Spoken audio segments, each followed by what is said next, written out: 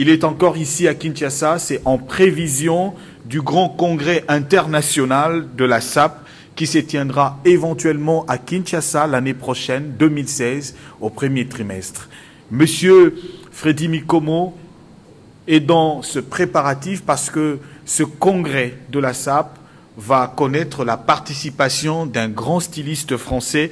Il s'agit de Jean-Charles de Castel-Bajac, qui est de nationalité française.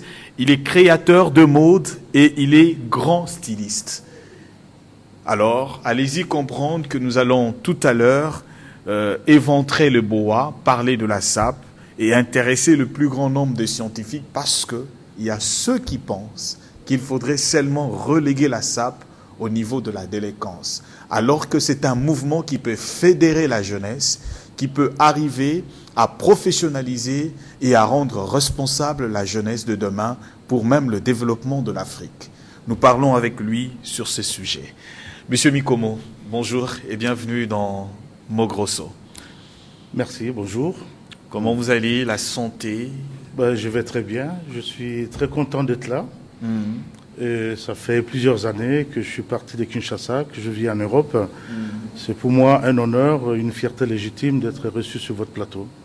Alors vous êtes là sur invitation du collectif Sadi pour préparer le grand congrès de l'année prochaine, le premier et le grand congrès qui va connaître la participation de Castel-Bajac. Parlez-nous un peu de ce congrès et en substance, vous allez également nous parler de Castel-Bajac. Oui. Donc ces congrès, d'abord, avant toute chose, il faut parler de la SAP. La SAP, pour parler de la SAP, il faut d'abord définir le concept de la SAP et puis il y a encore d'autres observations à faire. Il y a les origines de la SAP, il y a la philosophie même de la SAP. La SAP, techniquement parlant ou professionnellement parlant, c'est l'élégance vestimentaire et la mode.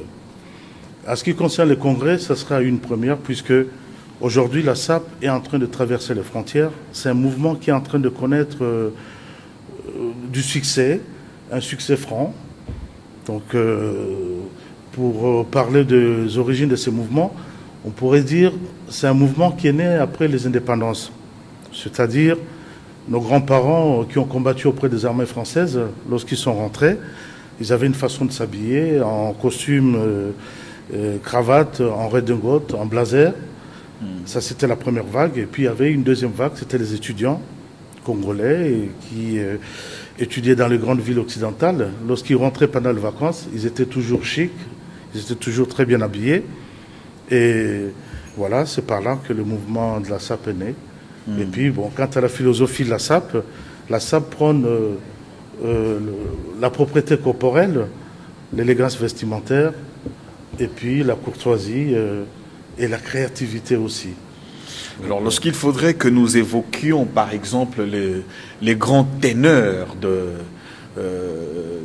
ce mouvement, lorsqu'il faudrait parler de grands stylistes, de gens qui ont promu la SAP. On cite parfois Versace, on cite parfois en fait, je suis Dolce Gabbana, Dolce Gabbana, Yves Saint-Laurent, Jean-Paul Gaultier, voilà. Issey Miyake, on cite Yohji Yamamoto. Est-ce que il y a par exemple, lorsqu'il faudrait parler de ce genre-là, ça vous fait quoi? Bon, d'abord, il faut savoir, la SAP pour l'élégance vestimentaire est née avec les civilisations. Lorsqu'on regarde au niveau de l'Antiquité, il y avait toujours l'élégance. On prend le 18e, 19e siècle, l'élégance vestimentaire était réservée aux classes aisées, à la bourgeoisie, à la noblesse, à l'aristocratie. Et aujourd'hui, s'habiller est une forme de liberté, je dirais même une liberté d'expression.